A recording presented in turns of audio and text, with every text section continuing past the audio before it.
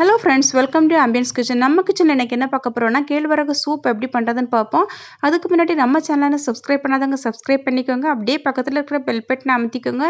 அதில் all option கொடுத்துக்கோங்க. அப்போ தான் நம்ம அப்லோட் பண்ணுற எல்லா வீடியோ உங்களுக்கு உடனுக்குடன் கிடைக்கும்.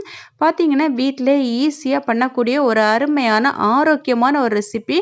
வாங்க எப்படி பண்ணலான்னு பார்ப்போம். ராகி சூப் பண்ணுறதுக்கு நமக்கு தேவையான பொருட்கள் பார்த்தீங்கன்னா ஒரு மீடியம் சைஸ் கேரட் எடுத்து இந்த மாதிரி குட்டி குட்டியாக நறுக்கி வச்சுருக்கிறேன். அப்புறம் 5 பீன்ஸ் எடுத்து இந்த மாதிரி குட்டி குட்டியாக நறுக்கி வச்சுருக்கிறேன்.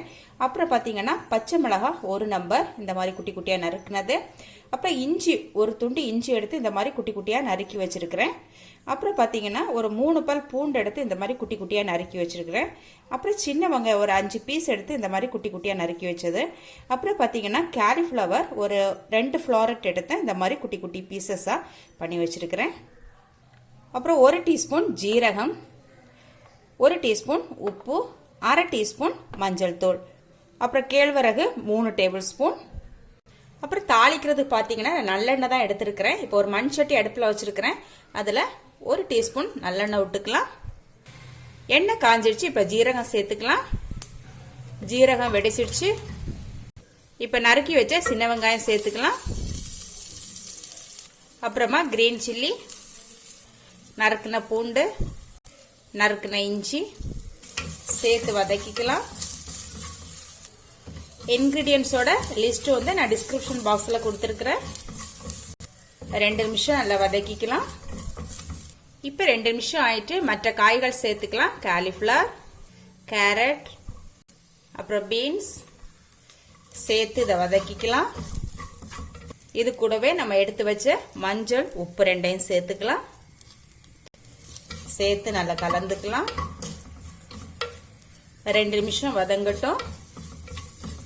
இப்போ 2 நிமிஷம் ஆயிட்டு நம்ம 1 கப் தண்ணி சேர்த்துக்கலாம். காய் நல்லா வேகட்டும். மூடி போட்டுடலாம். காய் ஒரு பக்கம் வேகட்டும். இப்போ நம்ம இந்த கேழ்வரகை தண்ணி விட்டு நல்லா கலந்து வச்சுக்கலாம். 1 கப் தண்ணி சேர்த்துக்கிறேன். சேர்த்து கட்டிகள் எதுவும் இல்லாமல் நல்லா இதை கலந்துக்கணும்.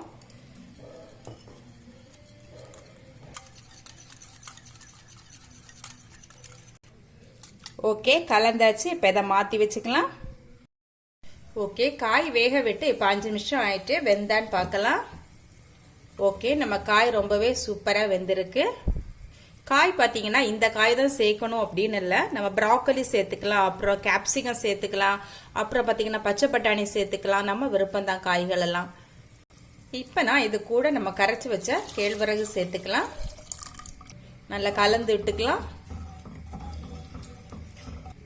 நல்ல கொதி வரட்டும். நடுநடுவ இதை கலந்து கொடுக்கணும்.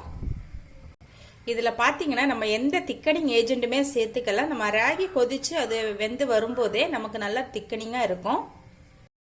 இப்போ ராகி சேர்த்து ஒரு 3லேருந்து 4 நிமிஷம் கொதிக்க விட்டாச்சு. இப்போ நம்ம மிளகுத்தூள் சேர்த்துக்கலாம். 1/4 டீஸ்பூன் மிளகுத்தூள் சேர்த்து ஒரு கொதி விட்டு இறக்கிக்கலாம்.